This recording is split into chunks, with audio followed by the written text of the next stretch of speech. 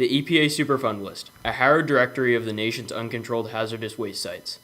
This list contains many man-made chemical disasters, and one runs through our town of Wayland. When inducted to the list in 1981, just 1 year after the Superfund bill was passed, it ranked third in priority in the nation due to the severe nature of the pollution. We know this site is the Sudbury River. In our search for answers, John and I hopped in the truck and set out on the hunt to the river itself. Once we got to the river, we walked on the Old Town Bridge, a structure built in the early 1640s that had a bit of history behind it. In order to get to the river, we walked through a path of overgrown vegetation, which led to a small bank. We then casted out our rods and began to fish. We only got a couple of nibbles, but other than that, we didn't catch anything due to the increased water level. Overall, the river itself had a brownish tint because of the sediment, but for the most part, it looked clear. Signs that displayed the message of "Do not eat the fish" were set on all the trees surrounding the banks. Without the sign, you couldn't tell if the river was polluted or not. Our best bet was to visit the Sudbury Valley trustees to find more information about the river itself.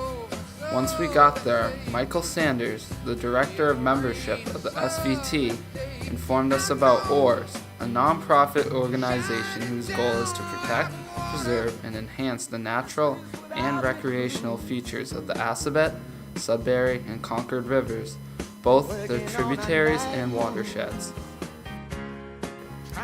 We interviewed Allison Field Jr., the executive director of OARS, and got an overview of the pollution on the Sudbury River and the history along with it.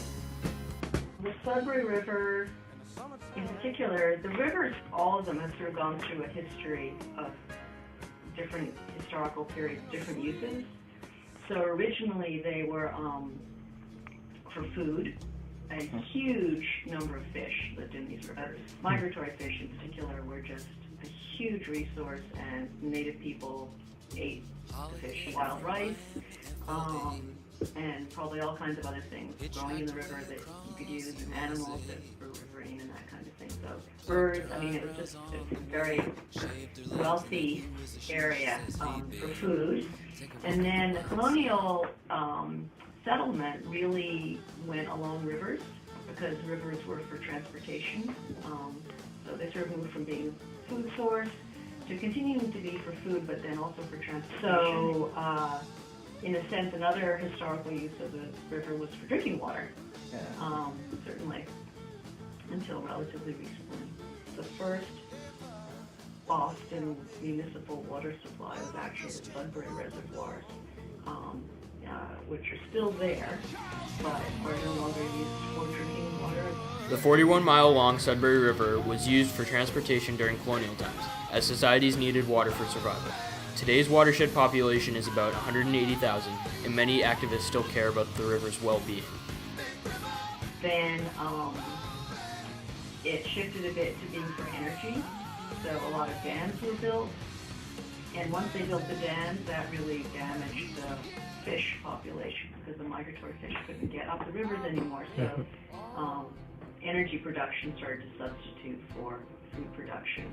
The Sudbury River was more agricultural area, and it's a more slow, it's a very slow-moving river. It's quite flat. It's longer, so it's sort of, to cover the same change in elevation, it takes longer, so it's just more gradual.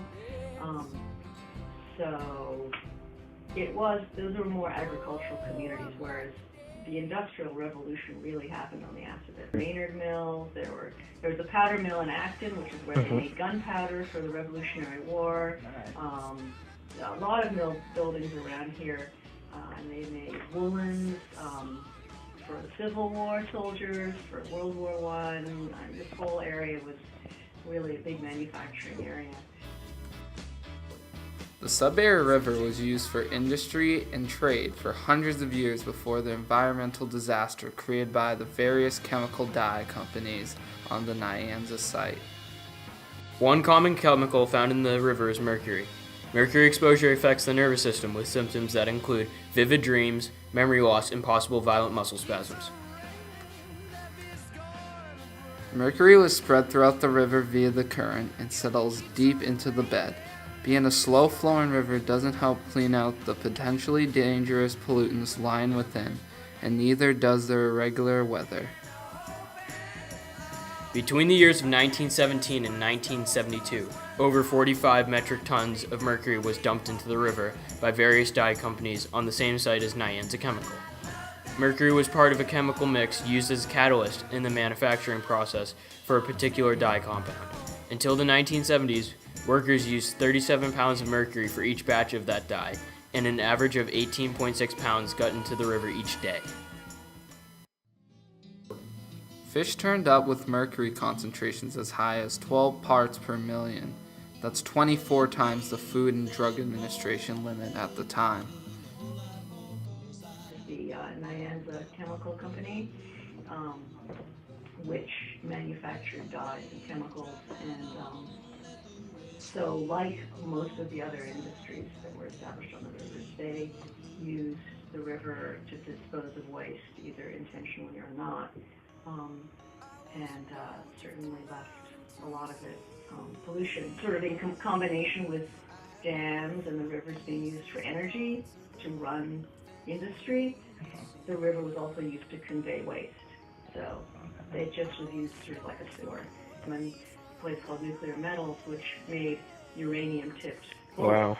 So there's radiation waste there. Mm. I don't know that there's been a noticeable decrease in the populations. What is clear is that the some of the wildlife contain mercury. There are two sources of mercury. So the source everywhere in this state, there's a fish consumption advisory. Okay, and that's because the mercury is coming out of the air, and the reason it's in the air is it's coming from coal-burning power plants that are upwind of us. So basically in the Midwest, Ohio, all that area, the coal-burning power plants, mercury goes up in the air because it's in the coal, and then it comes back down here. So that's one big source. So, and then the other source, in particular in the Sudbury River, is the Nyanza plant. Then you've got wetlands. You get into an aquatic environment that has much less oxygen in it, and that actually converts the mercury into a form that can be taken up by the food chain into methylmercury. And so, sort of sadly, it's in a wildlife refuge where you have these huge wetlands where it's being converted into that form and being taken up into the food chain. So, into the little phytoplankton and whatever plankton, and into the things that eat those, and all the way up until you finally get it into the fish and the birds and the things that are eating, all the way up the food chain. So ironically, that's another sort of hotspot for the mercury impact. In time, and this is what's happened on all the other rivers too, with all these chemical contaminants, they get buried, essentially. I mean, this is in the sediment, okay? It's not really floating around in the water. EPA is proposing here is actually to Cap put the soil, a layer of sand on top to just hasten the process of burying it, essentially. And then it won't be getting into the food chain. So that wasn't great for the river. And then about maybe 30 years ago, 40 years ago, there was quite a lot of investment in treating that sewage so that it was being put into the river a bit cleaner. And then there's been a lot of work over the last couple decades that we've been involved with to clean it up a lot so that it's much cleaner. It's still sewage, still has all kinds of stuff in it, but it has less stuff in it, and it is much less of the certain pollutants that they're regulating. So conveying waste was a use for the rivers. The EPA has studied the river for over a decade to ensure that capping is the most effective, financially and environmentally friendly way to restore the river, no matter how controversial it is with the surrounding residents. The EPA, state, and federal agencies are weighing plans to spend an estimated $4 million to restore and enhance natural resources along the waterway. This wasn't the first time the EPA shelled out a lot of cash to restore the river. In 1998, the trustees settled a natural resource damage claim for more than $3 million for restoration projects. And then now, sort of what we see as the last stage, I don't know, off in the future, but hopefully this will continue, which is really for recreation. So on the Sudbury River, wonderful fishing, boating, It is designated, along with the other two rivers, as a federal wild and scenic river. We have a cleanup every year to help get rid of the trash.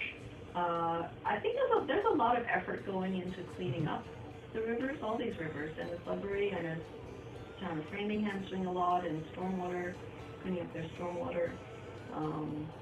So I think that it's possible that it could get cleaner over time, yes. Yeah. And that's really our goal. That's what we work towards, is to actually improve the health of these rivers so that they're functioning, healthy ecosystems with healthy fish populations, and eventually those even people can swim in them. And already people boat a lot and may swim and not tell anyone, or fall out of their canoes or whatever. In 1972, the Clean Water Act made it unlawful to discharge any pollutant from a point source into navigable waters unless a permit was obtained, which finally stopped the crude spilling of mercury into the river.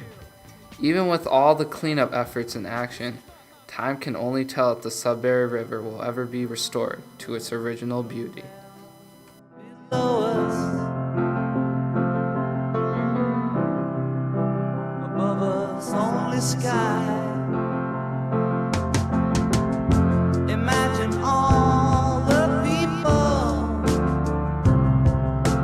living for today.